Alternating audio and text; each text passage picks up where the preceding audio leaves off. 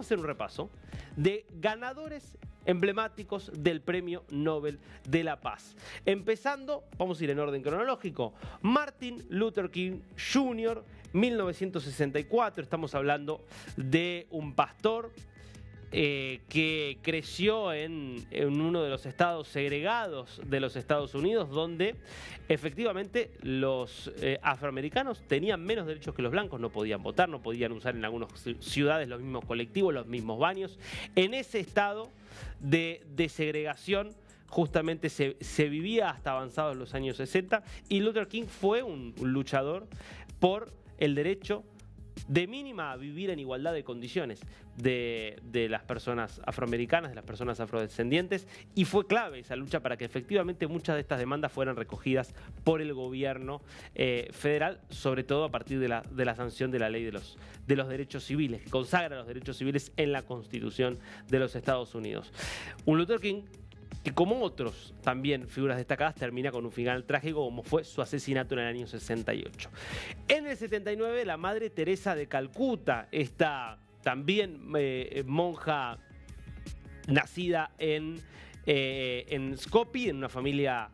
albanesa, que ingresa en una congregación luego en Irlanda, hasta finalmente establecerse en la India, donde funda en 1950 las misiones de la caridad en Calcuta, y empieza allí a hacer una misión realmente muy impactante de recibir a los enfermos más terribles, a los enfermos terminales ya sin cura. Obviamente en los casos de los enfermos de lepra fue los que mayor impacto tuvo, pero haciendo realmente una muestra muy fuerte de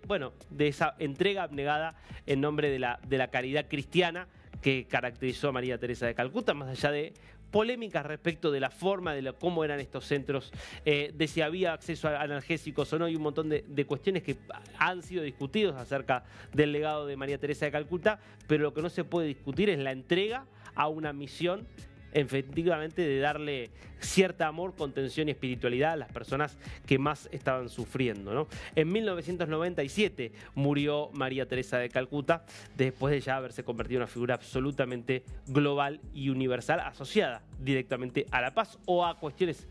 adosadas a la paz, como la caridad y el amor al prójimo.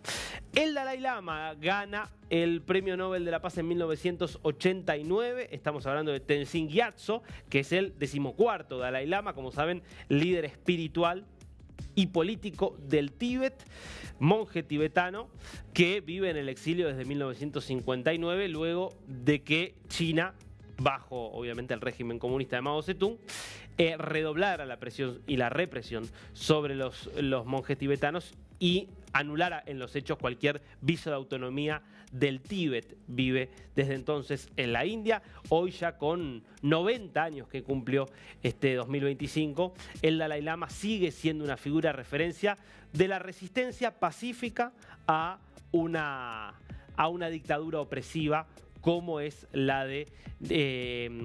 China, la del régimen chino. Y ahí vamos a encontrar algunos puntos de contacto con otras figuras y con la propia María Corina Machado. Parte de lo que es un Premio Nobel de la Paz, es alguien que resiste con su cuerpo y con su liderazgo, sobre todo, lidera a un pueblo que resiste a una tiranía. Sin dudas es el caso del Dalai Lama. ¿Quién sigue en este recorrido? Otro caso emblemático, yo diría, muy emparentado con el de María Corina Machado. Habrá que ver si su destino se termina pareciendo o no al de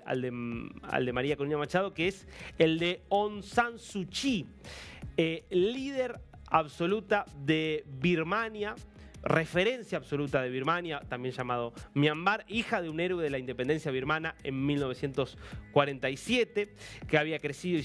había sido educada en el exterior. Volvió a Myanmar, a Birmania, en 1988 en el contexto de una revuelta contra una junta militar que controlaba el país. Va a elecciones en 1990, gana ampliamente esas elecciones, pero le hacen un golpe de Estado, la detienen, la ponen bajo arresto domiciliario. Estando bajo arresto domiciliario, siendo la cara, insisto, siendo una mujer que lideraba a un pueblo que buscaba la democracia y resistía a una dictadura militar, estando en arresto domiciliario, le entregan el Premio Nobel de la Paz en 1991. Casi 25 años después, en 2015, presión social revuelta justamente en Myanmar, es liberada Aung San Suu Kyi, va a elecciones y gana, y se convierte de hecho en la líder de facto del gobierno civil de Myanmar, un gobierno que miden en todo lo que pasó. Después empezó a estar investigado por violaciones a los derechos humanos, sobre todo por lo que se hizo con matanzas contra una comunidad minoritaria étnicamente allí en Myanmar, que son los rohingyas, que eran matanzas principalmente de las Fuerzas Armadas, pero ella como líder del gobierno defendió el papel de las Fuerzas Armadas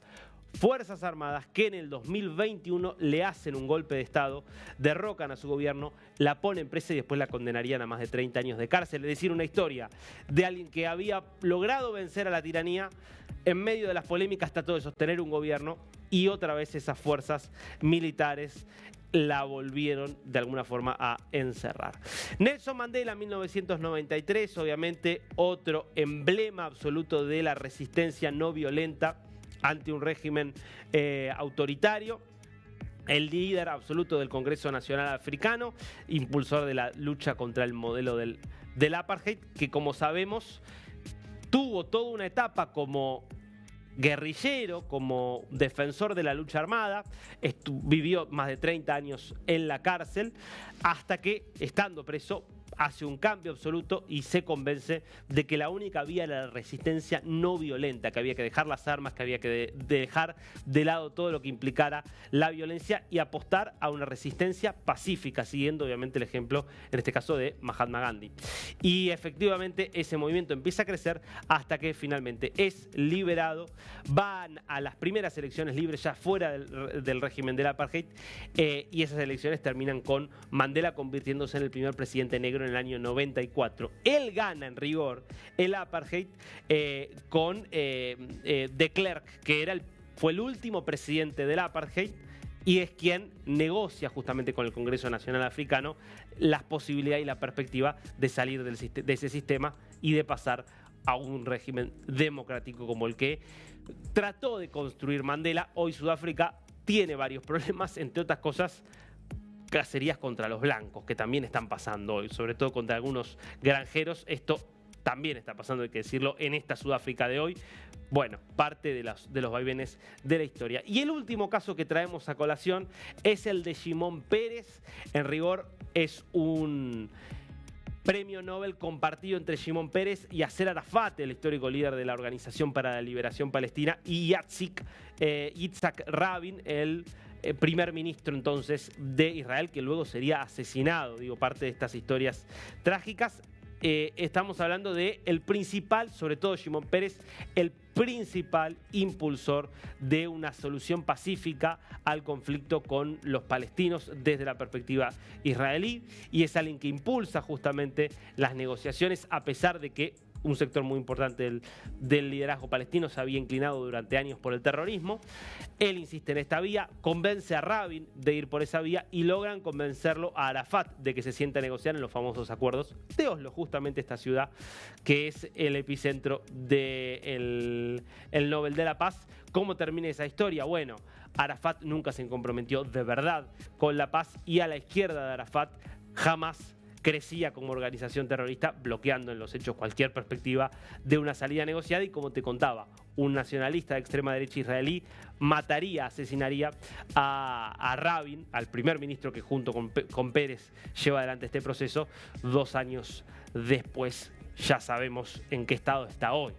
ese conflicto. Sí, es un mundo terrible. El Nobel de la Paz, con sus claroscuros, trata de destacar por lo menos a aquellas personas que han intentado luchar contra la guerra, contra la opresión. No hay ninguna duda de que María Corina Machado está en esa lista.